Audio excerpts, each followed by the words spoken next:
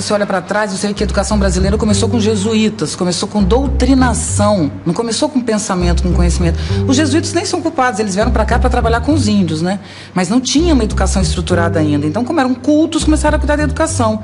Esse modelo de educação que vem dos jesuítas, que é o da doutrinação, foi se arrastando pela história do Brasil, com pouquíssimo acesso das classes populares à educação. Até o final do século XIX, era muito baixo, os índices são absurdos, né? Já o século XX começa com um movimento mais interessante, né? E na década de 30, Anísio Teixeira, com o manifesto dos escolanovistas, Cecília Meirelles assinando, e isso foi muito marcante naquela época, nesse movimento de vamos não só estruturar o sistema educacional, que era o que eles queriam, mas uma escola voltada para a vida, para a alegria, para a ação. Da década de 30 até a década de 50, a gente teve um movimento muito interessante, mas na década de 50 o Brasil tinha que se industrializar. Aí vem o movimento da industrialização. Então, naquele momento, tinha que formar mão de obra para o mercado. Passou a existir essa escola que eu chamo de linha de montagem, né? Que é uma linha de montagem que você coloca um pedaço de cada coisa para sair um aluno formado com diploma e conseguir entrar, participar do movimento produtivo brasileiro. A educação brasileira sempre esteve voltada para a economia, fora essas exceções desses grandes educadores que nós tivemos, Lauro de Oliveira Lima, Anísio Teixeira, que é um gênio da educação brasileira, Paulo Freire, Darcy Ribeiro, fora esses grandes educadores, e tem outros que eu não estou citando aqui, a estrutura é sempre voltada para o mercado, né? De lá para cá, foi nessa direção. Mas aí, não bastando, nós temos o regime militar. Aí o regime militar entra e ainda não apenas tira a filosofia e sociologia. Todo mundo fala desse aspecto, mas esse não é o principal problema. O grave do movimento que aconteceu no Brasil é que o regime militar, ele existe para ir contra a inteligência. Ele existe para se contrapor à inteligência brasileira que queria uma mudança estrutural, que independente se essa mudança era boa ou ruim, não vem ao caso, o que vem ao caso é que era uma mudança movida pela inteligência, pela intelectualidade. Qual? O movimento secundarista, que era fortíssimo no Brasil.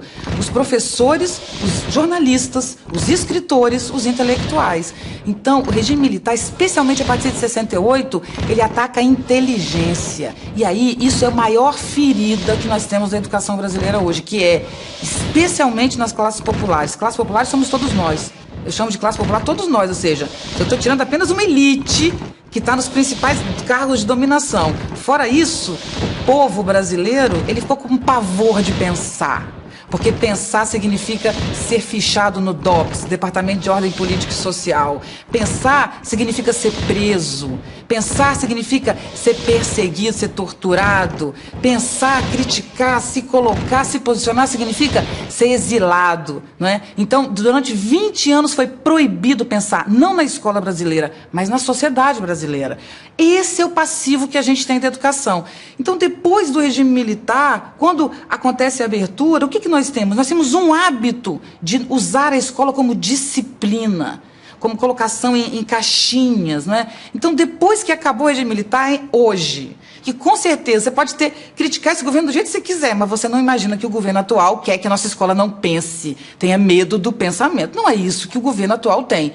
Nosso modelo industrial tinha medo também do pensamento crítico, por medo das greves, né? Dos movimentos que paravam as indústrias, o movimento comunista, o medo do comunismo, o perigo vermelho. Não é isso que as nossas empresas têm hoje. Nossas empresas hoje estão desesperadas atrás de pessoas inteligentes, críticas, criativas e inovadoras, para dar conta das crises que a gente vive. Crise tecnológica, crise financeira, crise ambiental. Nenhuma empresa tem lugar no Brasil hoje fixo e dizer eu estou bem no mundo, né? Então, as empresas precisam de inteligência, o Brasil precisa de inteligência, mas nós não temos o desenvolvimento do pensamento na escola, mas por hábito.